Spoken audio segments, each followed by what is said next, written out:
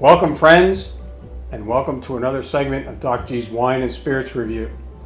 As we leave the Thanksgiving trilogy behind us, we are now going to begin the Christmas Quadrilogy. Look it up. There's going to be 4 parts to how I'm going to lead you into the Christmas holiday. Tonight is going to be the first segment, and we're going to talk about white wines.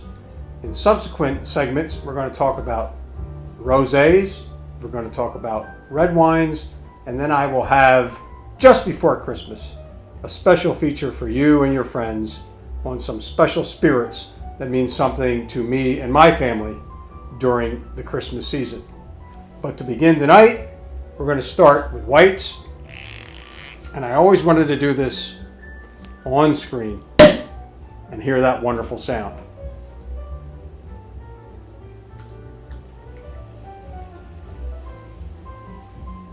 So while you begin to wonder where we're going,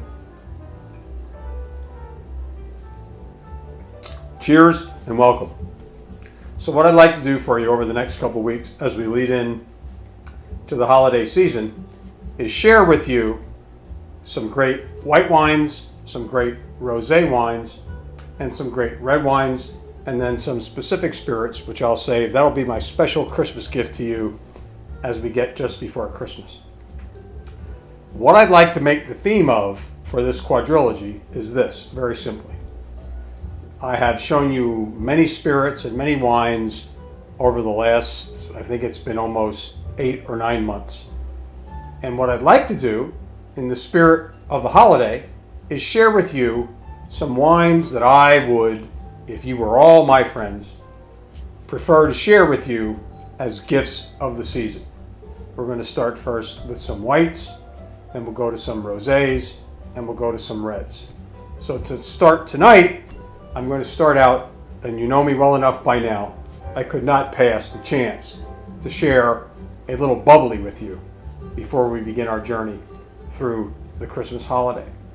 So what I would recommend for you as you look at this one, what I'd like to do with each of these wines is really not try to tell you to buy this one specifically. Remember, these are gifts that I would share with you, and maybe you in turn would share with your friends, and maybe someone along the way will gift them to you as well. So the first one I want to start with is if you are going to have a great sparkling for the holiday season, it might be a cava. The one that I have here is not that it's important that it's a cava, because there are many great cavas out there, too many for me to mention. My purpose through all of these segments over the next 3 to 4 weeks is not for you to go out and buy this specific wine. It's for you to look for wines in that same class that may be ones that you might like for the holiday as well. I love cava. I've talked about cava in previous spots. Cava is a blend of 3 grapes, Parellada, Macabeo, and Jarelo, or Xarel·lo, as I've learned subsequent, that come from Spain. And they are fantastic, low-cost sparklings that can complement any party atmosphere, especially for the holiday season that is upon us. So I would hope that if I were be in a position to gift you with a sparkling for the holidays, it certainly would be at least at the top of my list to provide you with a cava. And this one in particular is one that I've probably shared with you before. That's not important for tonight's feature. I did want to also share with you, if you notice my glass is a little bit different than we've shared before. This is a little bit of a throwback. This glass is called the Coupe, which was the original champagne glass back in the day. And I can tell you,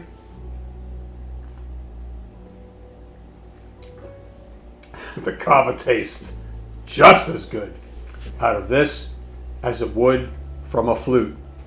So if you want to go a little old school and you happen to have these in your collection, these actually come back from when my wife and I got married. We've been carrying these glasses for a long time now. thought we'd break them out and share them with you for the holiday. So that's our cava. That's our first white wine for the evening. Let me move on to the others. Let me pour a little bit more here to share with you. These coupe glasses actually hold a substantial amount of the bubbly. That can never be a bad thing. I don't want to put that in front of Santa, so we're going to move it off to the side here. So let me begin. I picked 3 white wines with you based on the different white wines that I have shared with you throughout our journey since we started these segments in the late spring. So what I'd like to do with you is start with a few white wines, and there could be so many that I would share with you, but it's just impossible to try to narrow them down to specific ones that would just be totally counterproductive. So let me start with the one that I have not actually shared with you at this point. And this one, I'm going to hold it up to the camera for you, a little hard to see maybe. This one is called a Torrontés. And I haven't talked to you a lot about the Torrontés grape, but it is a grape that originates, I don't know about originates, but it is now prevalently grown in Argentina. And this wine is a wine that I fell in love with through many of my wine searches on Wine Access. And it came up as they send me emails, and I saw this one and I fell in love with just the description. Because I had some Torrontés before in my experience, and I loved the profile of the wine. It fit what I liked in a crisp white wine. And to be quite honest with you, it is a wine that pairs marvelously with many, many different kinds of foods that you would expect white wine to pair with. It's got a nice mineral base, etc., etc. The good news is, well, the bad news was that I found this on Wine Access, and I didn't think wineaccess.com, and I didn't think I could find it anywhere else. But as it turns out, for me, being a Pennsylvania resident, and I know that all of you on here are not Pennsylvania residents, most of you are, this is available in PA. It's not readily available in all counties, but I did my research, and this is a wine that is available in the state of Pennsylvania for a very reasonable price, which I'll get to in a minute. Now, I'd like to talk about this wine a little bit. It wasn't my purpose tonight, because I don't really want to turn this into an expose on Torrontés, but since I haven't talked about this one, let me talk about it for you. This is a white grape that is grown primarily in Argentina, and outside of Argentina, it is actually not really grown too much. And if you study the wine history on it and the grape history on it, it traces back, etc., etc. It's not important for now. I can tell you that for a white, crisp white wine that is very unique, this is one that you would want. And the reason that I'm going into this one the way I am is because if I had the chance to give a bottle of good white wine to all of you, this might be one on my list, because it is a wine for the price that will just knock your socks off. It is from the Salta region in Argentina, and let me read from you on the back of the bottle as I have done in the past.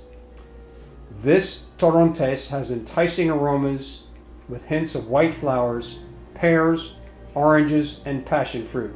On the palate, it is refreshing with great persistence and a delicate finish.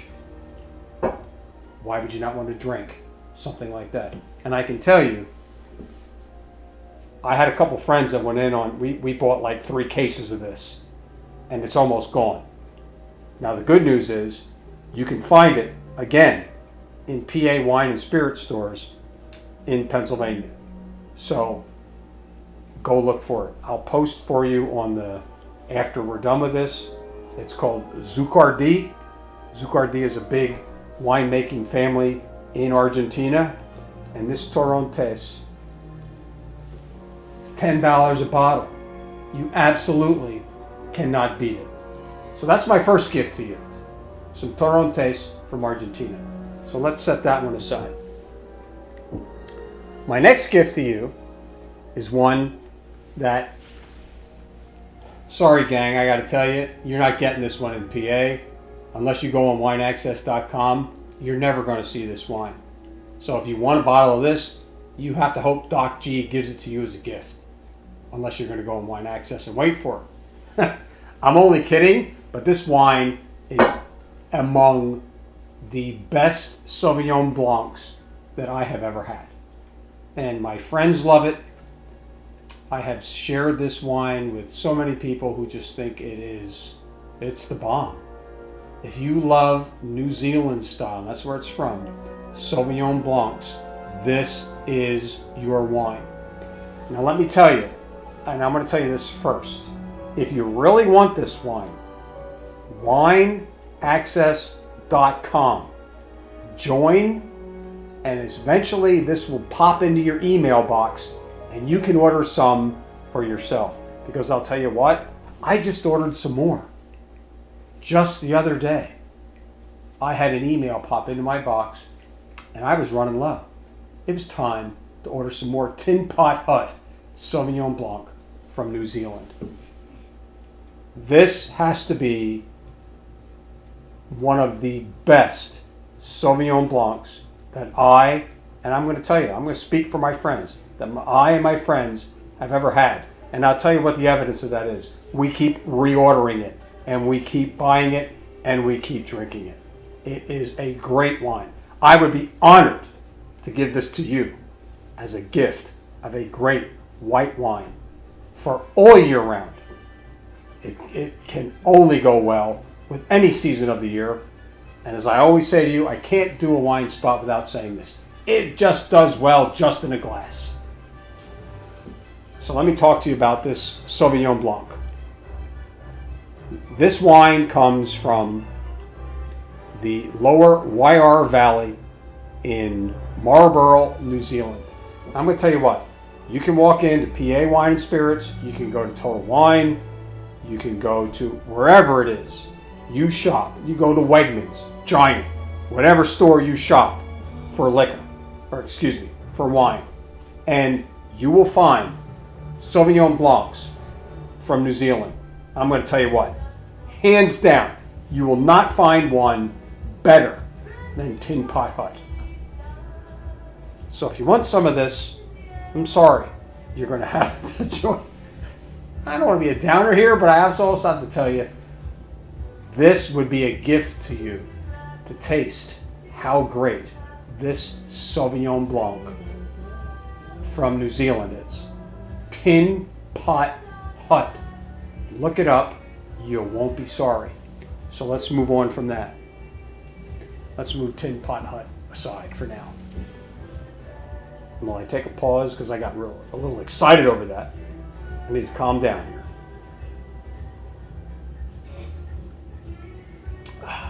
I'm calm now. The last white wine that I'm going to share with you tonight takes it up a couple notches.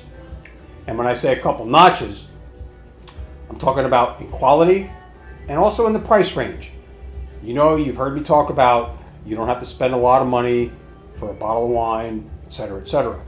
Sometimes it's not bad for you to put a little money on the table for a good bottle of wine. And this one is an example. I'm going to share with you, if you are a real special friend, this is one I might buy for you. This one is called Girgich Hills Chardonnay. This is from the Napa Valley, and this one is, of the three that I've shared with you tonight, is the most expensive. And I'm not like a counting dollars guy when I'm drinking wine. I think most of you got that by now if you've been hanging around with me since the beginning. This is not your everyday Chardonnay. This is a wonderful bottle of wine. And let me tell you why this wine is worth your time. I'm going to read from you on the back of the bottle. Gergich Hills Estate was founded in 1977 by Miljenko Mike Gergich in Austin Hills after the 1973 Chateau Montelena Chardonnay that Mike crafted, that outscored the best of France in the famed 1976 Paris tasting, a competition that revolutionized the wine world. So, this was from the Jugement de Paris, the winemaker who was involved with that. His legacy lives in this bottle of wine. Now, for you that like little Chardonnays and don't really, this is a big Chardonnay. It's got a little bit of oak, a little bit of yeast, a little bit of vanilla, kind of a medium body to it. It is a fantastic example of Napa Valley Chardonnay. I got news for you. It's a fantastic example of planetary Chardonnay. This is a good bottle of wine. So, I would also give that to you as a gift, if you so would be inclined. I can tell you this, your guests would love it when you opened it up and a nice meal. And you wouldn't even need a nice meal because it would be good, as I always say, just in a glass. So, in closing, as we continue our Christmas quadrilogy, stay tuned next week as we lead you into the land, and you know it very well because you know how much Doc G loves great rosé. I will have plenty of wonderful gift selections for you for the rosé world the next time we talk. So until then, get your Christmas shopping done. Start looking for your white wines for Christmas. Stay safe. And until then,